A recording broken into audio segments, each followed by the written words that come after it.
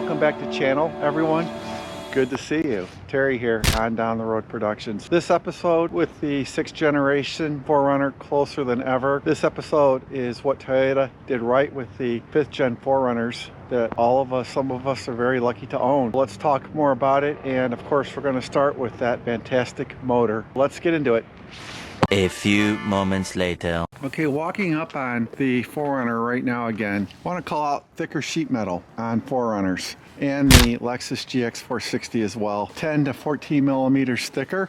This really says a lot for durability and overall strength within the body of the truck. So this is really nice to have such thick sheet metal. And then again, it's not too hard to lift up the hood. Toyota got that right. Here they got this right. So I saw a fake expert again, resulting in this video for me, lament the fuel economy numbers and not call this powertrain efficient. As an engineer, from an engineering perspective, given what this package is, I'll back up again. I don't know any company that could have made this more efficient with this power plant than Toyota, okay? And the other point made in the video I saw was that if Toyota right here is developing the turbo, and they skipped over the EcoBoost and 2.7 liter turbo problems from GM and Ford when making this statement, which is why you got to be careful with what you watch on YouTube. All turbos are inherently the same. All manufacturers do rigorous testing. What a lot of people don't know is a lot of that testing is just on a test stand. It's not out in the real world. Turbos all have the same issues. And one thing a lot of people are not talking about is that when the Tundra, the new Tundra twin turbos are towing, they're on constantly. Think about what that does to the oil viscosity. Turbos are turbos. The aftermarket, the mod market, will have a great challenge. You cannot mod the EcoBoost turbos without having major problems. I expect the same for the 6th gen 4Runner. On top of that, the 6th gen 4Runner will have that 2.4 cylinder turbo motor, and it will have an 8-speed. It will be a sealed 8-speed transmission. And that's like the key reason we got rid of our Grand Cherokee. It's impossible to have a forever transmission. It's definitely going to be harder to work on than this truck will be. This motor is extremely efficient. We picked up 2 miles to the gallon with this right here and a few extra horsepowers. I hope Toyota keeps this as an option on the new 4Runner coming out. I really do.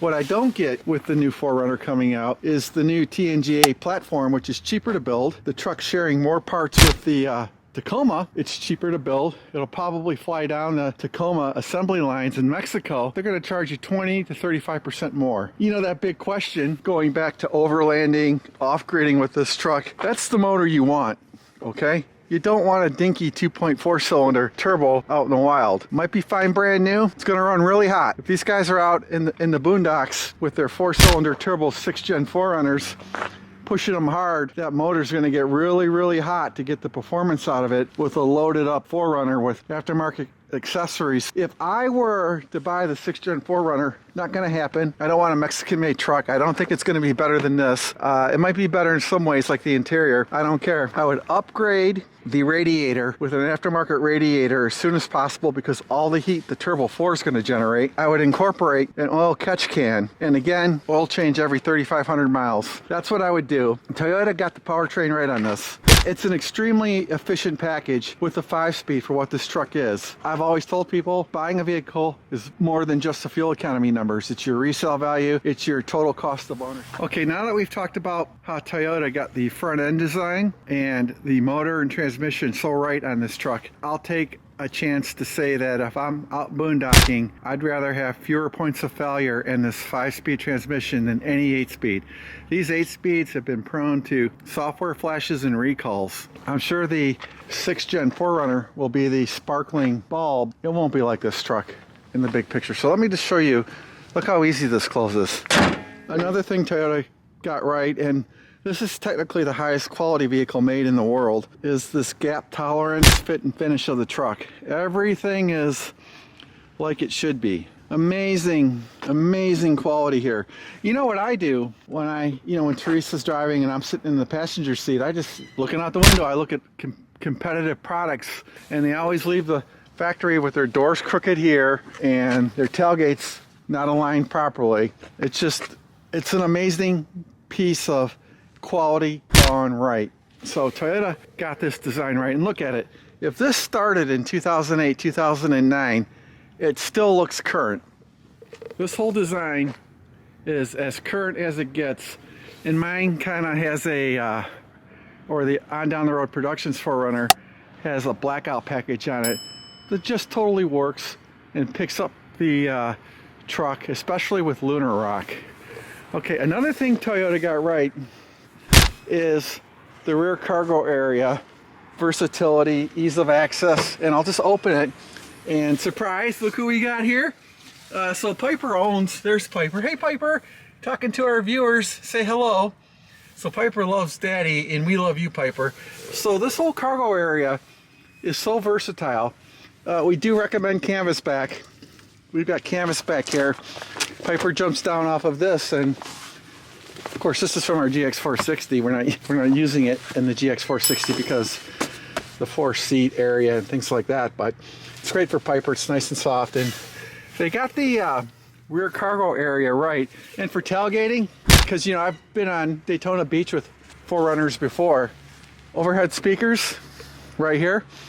It's just really super nice. Okay, would you agree, Piper? Oh, I know. Well, I'll leave that open because you're such a good puppy. Of course, you know I love the fact Piper can jump in and out here. That's great. Let me open this up. I'm in the park, so some trucks are going by. And here's Piper's pillow. Hey Piper, I'm showing off your domain. Here's the view from Piper's view. And Piper's always smiling when she's in here with me. So, you know, the interior quality, fit and finish, you know, I think this is very high quality, the way this is all built. Let's go this way. They got all this right except for one thing. This head unit is made in China and it has some issues with latency. This is Chinese. That's really the only downfall with the interior on the truck. You know, I can still live with that though. Just really super nice. Another thing Toyota got right were these rims. These TRD rims just look great. The Grand Tech Dunlops here, the AT20s, do not need to come off the truck immediately. They're fine. Somebody wrote into us and said after 20,000 miles they're not so good in the snow. Hey, if you're like us and you're not doing off-roading right now and you get yourself a new 5th Gen 4Runner, keep these tires for a bit before you get rid of them. Now we're going to do Mickey Thompson's, raised white letter Mickey Thompson's, maybe next year on the truck, and that'll be a pickup for the look. You know, people that complain here about the hood scoop reflecting sunlight, what are the chances of that? If it happens, I hope you're wearing sunglasses, but they do sell a vinyl decal that will cover this. I've never once been blinded by this. You know, as soon as you start driving your vehicle, that angle that made the sun blind your eyes goes away really quick.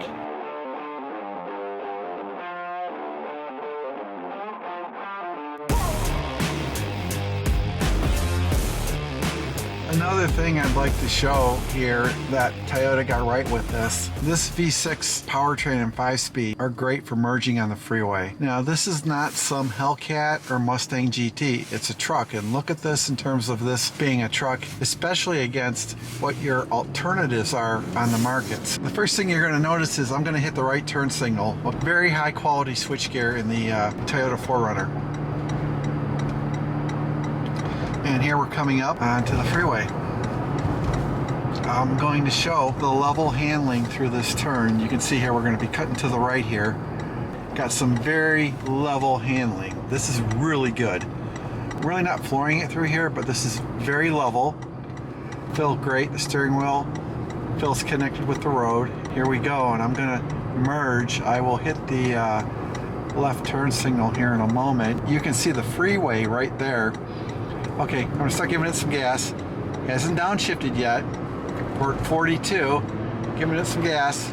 Still no downshift. I'm gonna go to the left and we're gonna take it right up to 70. Okay? We're at 63. There's your 70. Really nice. So frustrating to see YouTube videos saying the truck doesn't have good acceleration.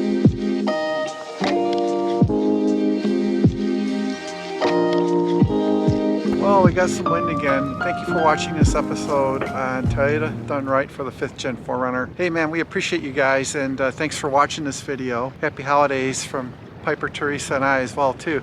So we covered the excellent gaps. They're all uniform all over the truck. So the build quality is the best I've seen, short of something better, which I don't know who does it better than the Tahara plant for the vehicles they manufacture. Of course, the paint finish is great too. That would be Glazurate paint from BASF, their top line paints. For people that scratch the rear bumper, get canvas back or just be careful unloading your 4Runners is what we say. The hood scoop is a non-issue. I think it makes the truck look beefier and more powerful. They do sell a vinyl decal if you're worried about the sun hitting your eyes. And you have to think about that. Your truck has to be at the right space in alignment with the sun at the right time for that to happen. And as far as I'm concerned, that could happen on any vehicle with a hood scoop, or even a flat hood if you ask me. You know, it's just one of those deals. I don't fault Toyota design at all on that. Now, you know, calling the V6 engine in the 4Runner inefficient as compared to like a 4-cylinder turbo. You know, I work in the auto industry, I know better. This package here, this V6 5-speed package in the 4Runner, look at the entire package. It is extremely efficient for what it is. I just don't see turbo motors, you know, that are not diesel especially, lasting this long. I don't see turbos themselves lasting long haul either without needing replacement. That's expensive stuff. I think maybe too with a turbo 4-cylinder, 4Runner insurance costs could go up. Maybe that's why Toyota's keeping the horsepower and torque low on the new 2.5 liter 4-cylinder. Turbos need to spool up and get very hot to deliver their performance numbers. Again, you know, I don't know how that's going to work out in the boondocks overlanding or 4x4ing with these trucks if they've got 2.5 liter cylinders.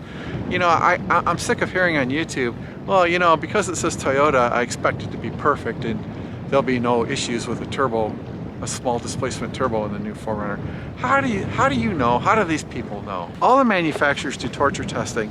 Where companies like GM and Ford have gone wrong, they're using cheap components in the EcoBoost motors and in the 2.7 liter motors. You know, maybe they relied too much on test stand testing versus real life testing. You know, I do know they improved the 3.5 liter block on the EcoBoost for the GT, and that's probably the best EcoBoost you can get. I don't know anyone that wants to get stuck with turbo replacement bills or, you know, changing your oil every 3,500 miles, paying for an oil catch can, keep all that crap oil from going back into the head on these turbo trucks. And, you know, the Toyota truck will need an oil catch can too. Don't fool yourself. You'll need to change your oil every 3,000 miles because if that turbo's working, that oil viscosity is breaking down. I'd increase the radiator size too. I don't care if Toyota engineered the perfect radiator for the 2.5. You know, as soon as the aftermarket catches on to the 6th gen 4Runner and people load them up, there's no way I'd want that 4-cylinder motor.